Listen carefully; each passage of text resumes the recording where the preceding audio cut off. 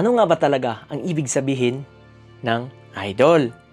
Na please mga kapatid, bago kayo magalit sa akin, bago nyo ako batuhin, unawain nyo muna ang mensahe. Now, ano nga ba ang ibig sabihin ng idol? Ang idol ay comes from the Hebrew word. Sa Hebrew, ito ay ginagamit sa salitang ilil at pisel. Dalawa. Ang ibig sabihin ng ilil ay walang kabuluhan, walang laman, huwad, at walang kapangyarihan. At ang ibig sabihin naman ng pisel ay nangangahulugang larawang inaanyuan o rebulto na gawa sa kamay. Mga kapatid, ang Diyos na rin ang nagsabi na He hates idol at hindi natin pwedeng baguhin ang kahulugan ng Hebrew word ng ilil at pisel. At sa Greek word naman, ito ay ginagamit sa salitang idolon na nangangahulugang imahe, anyo, o representation. Isang bagay na ginagaya ang tunay pero hindi tunay. Of course, nasa inyo pa rin ang desisyon. Pero kahit anong reason pa ang sabihin natin, hindi pa rin natin pwedeng baguhin ang sinabi ng Diyos na galit siya sa idolon. Yes, idol. At sa Latin naman, ito ay ginagamit sa salitang idolum na tumutukoy din sa larawan o anyo na sinasamba bilang isang Diyos. Kaya kung pagsasamahin natin lahat, ang idol ay isang bagay na walang tunay na kapangyarihan, pero binibigyan ng tao ng halaga at inilagay sa lugar ng Diyos. Sa Old Testament, makikita natin na gumagawa ang mga Israelita ng idol na gawa sa hayop na para raw maalala nila si Yahweh. Kaya kahit paanong sabihin natin na para maalala natin ang pagkamatay ni Jesus sa cross, hindi pa rin natin pwedeng baguhin ang sinabi ng Diyos. God hates Elel. God hates Pisel. Idolon at idolum, which is idol kung tawagin sa English. Ang tanging pwede lang nating baguhin ay yung puso natin at pananaw sa tunay na Diyos.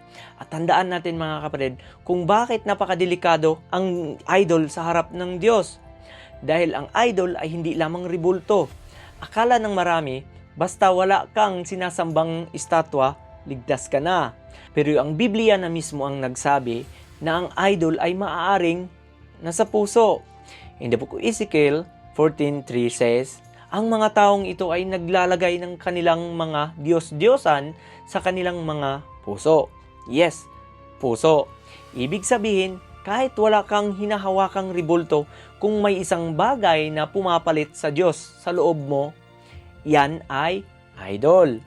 In the book of Exodus chapter 20, 3 and 5, very famous scripture, says, huwag kang magkaroon ng ibang mga Diyos sa harap ko, sabi ng Diyos. Kahit pa sabihin natin na hindi naman natin ginawang Diyos, kundi pangpaalala lang, gawa pa rin yan ng mga makasalanang kamay. Again, bakit napakadelikado ang idol? Dahil ang idol ay tahimik, pero unti-unti kang sinisira.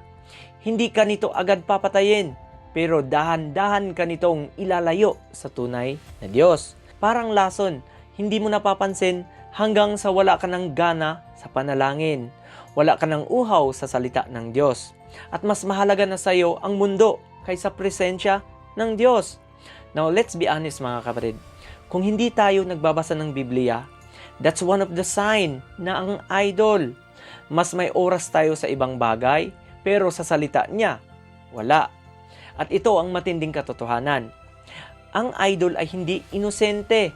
Ito ay spiritual na pagtataksil sa Diyos. Now, paano nagiging idol ang isang bagay? Kapag sinabi mo, hindi ako kumpleto kapag wala ang mga to. Kapag sinabi mo, dito nakasalay ang seguridad ko. Kapag sinabi mo, mas susundin ko ito kaysa Diyos. Maaring ito ay pera, trabaho, relasyon, o sarili mong kagustuhan. At minsan, tayo mismo ang naging idol natin. Sabi sa Biblia, God is a jealous God. Hindi dahil gusto niya ang kontrol, kundi dahil mahal niya tayo at ayaw niya tayong malayo sa Kanya. Ang idol ay humihingi ng sakripisyo, pero hindi nagbibigay ng buhay. Ibinigay natin ang sarili natin, lakas natin, atensyon natin, pero sa huli, iiwanan tayo nitong walang laman. At narito ang malaking digmaan. Kung patuloy nating hayaang manatili ang idol sa buhay natin, unti-unti nating isinasara ang sarili natin sa tunay na Diyos. At darating ang punto na hindi na ang Diyos ang sinusunod natin, kundi ang idol na. Pwede ring ang sarili na natin. Kaya ngayon, talikuran na natin ang idol. Ibalik na natin ang Diyos sa lugar niya. Dahil ang Diyos ay hindi papayag na siya ay pangalawa lang. Siya lamang ang dapat na sa una. Hindi sa pamamagitan ng mga bagay na nakikita, kundi sa tunay at buhay na Diyos. Now always remember, Jesus loves you and I love you too. Sayonara.